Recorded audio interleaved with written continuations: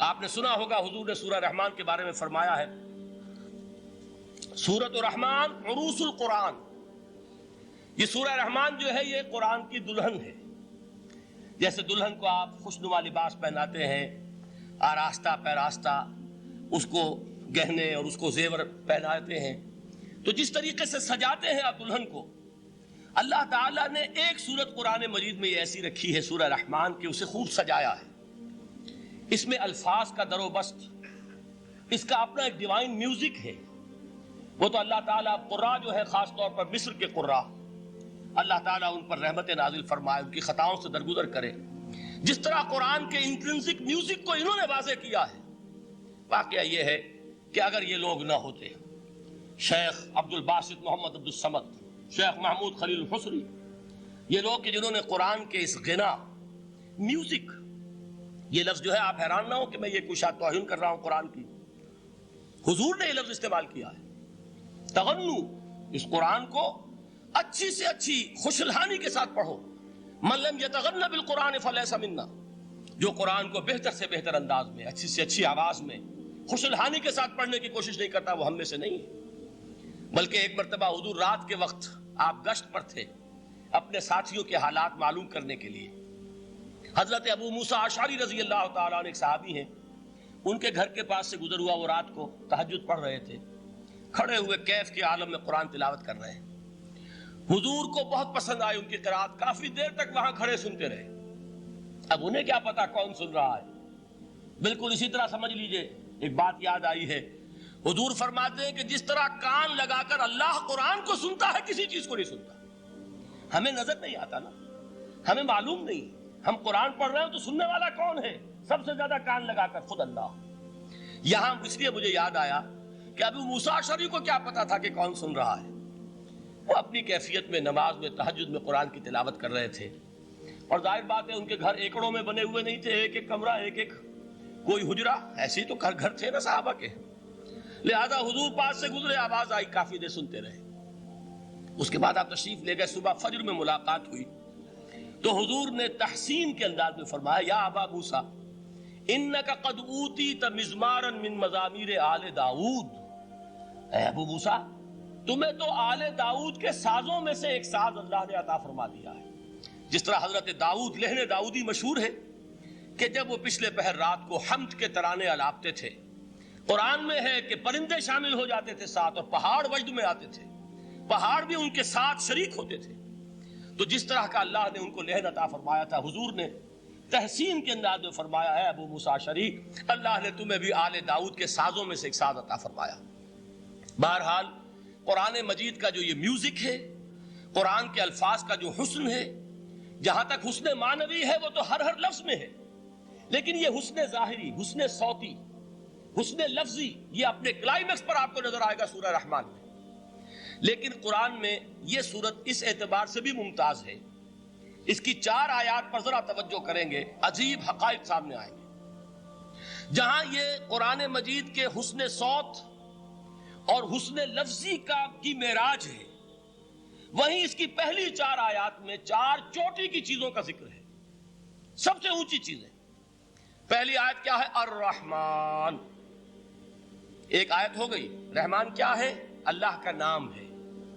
کبھی آپ نے غور کیا اللہ کے ناموں میں سب سے پیارا نام کون سا ہوگا؟ رحمان. کیوں؟ اس کا مادہ کیا ہے؟ رحمت. ہمیں سب سے بڑھ کر جس چیز کی ضرورت ہے وہ کیا ہے؟ رحمت خداوندی. نام اچھی طرح سن لیجئے اس حضور کے قول کو. حضور فرماتے کوئی شخص جنت میں مجرد اپنے عمل کی بنیاد پر داخل نہیں ہو سکے گا جب تک کہ رحمت خداوندی دستگیری نہ کرے. کسی صحابی نے بڑی ہمت اور جرأت کا ثبوت دیا کہ پوچھ لیا، کیا حضور آپ بھی؟ جب آپ نے فرمایا کوئی شخص داخل نہیں ہو سکتا جنت میں محض اپنے عمل کی بنیاد پر جب تک کہ رحمت خداوندی جو ہے وہ دستگیری نہ فرمائے. پوچھا گیا کیا آپ بھی؟ آپ نے فرمایا ہاں میں بھی. آپ انداز کیجئے کہ اگر محمد الرسول اللہ بھی رحمت خداوندی کے ضرورت مند ہوں تو تاب دیگراں چہ رسد، ہماری تو سب سے بڑی ضرورت رحمت خداوندی ہے. اب یہ رحمت جو ہے قرآن مجید میں اللہ تعالیٰ کی یہ شان 2 الفاظ کے ذریعے سے آتی ہے، رحیم اور رحمان. اور کوئی مادہ نہیں ہے جس سے 2 نام بنتے ہوں اللہ کے. لیکن یہ مادہ ہے واحد رحمت کا کہ جس سے رحمان بھی ہے رحیم بھی ہے. رحیم صفت مشبہ ہے. رحمت دائم ہو جائے گی، مستقل ہوگی تو رحیم کہیں گے. اور رحمان، اس میں رحمت کی ہے وہ شان ہے کہ جیسے ٹھاٹھے مارتا ہوا سمندر ہو، ہیجان کی کیفیت، طوفانی کیفیت. رحمت خداوندی کا طوفانی جوش وہ ہے رحمان. آپ تو رہتے اس علاقے میں ہیں، آپ کو معلوم ہے عرب اگر بھوکا مرا جا رہا ہو تو کیا کہے گا؟ انا جوعان. پیاسا مرا جا رہا ہو انا عطشان. بہت غضبناک ہوگا غضبان. غضبان آصفہ قرآن میں آیا ہے، بہت غضبناک. رحمان جس کی رحمت جو ہے جوش میں ہے، ٹھاٹھے مارتے ہوئے سمندر کے مانند. تو یہ اللہ تعالیٰ کے ناموں میں سب سے پیارا نام. اب آگے چلیے. الرحمن علم القرآن. رحمان نے قرآن سکھایا. رحمت خداوندی کا سب سے بڑا مظہر، رحمان کی رحمانیت کا سب سے بڑا مظہر قرآن ہے. ان میں جو منطقی ربط ہے اس کو سمجھتے جائیے. اچھا آپ یہ سوچئے، جو علم بھی انسان کو حاصل ہوا وہ کس نے دیا؟ اللہ نے. سائنس کا علم کس نے دیا؟ اللہ نے. علم آدم الاسماء کلہا.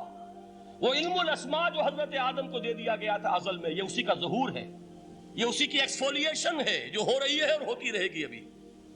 اور دوسرے علم ہے وہ کس نے دی؟ اللہ نے دی. لا یحیطون بشیء من علمہ الا بما شاء. مخلوق میں سے کوئی اللہ کے علم میں سے کسی شے کا احاطہ نہیں کر سکتا مگر وہ جتنا اللہ دینا چاہے. لیکن یہ کہ تمام علوم میں چوٹی کا علم قرآن. نوٹ کرتے جائیے، اب چوٹی کی چیزیں جمع کیجیے. اللہ کے ناموں میں چوٹی کا نام رحمان.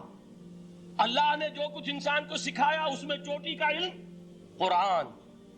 خلق الانسان. انسان کو پیدا فرمایا. سوال یہ کہ حیوانات کو کس نے پیدا فرمایا؟ آسمان کس نے پیدا کیے؟ زمین کس نے پیدا کی؟ فرشتے کس نے پیدا کیے؟ کیا مطلب خلق الانسان؟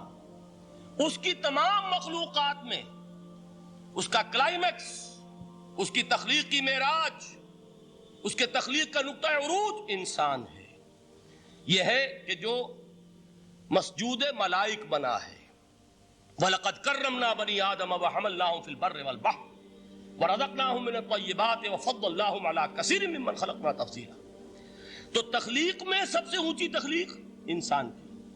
علموں میں سب سے اونچا علم قرآن کا. اللہ کے ناموں میں سب سے اونچا نام رحمان.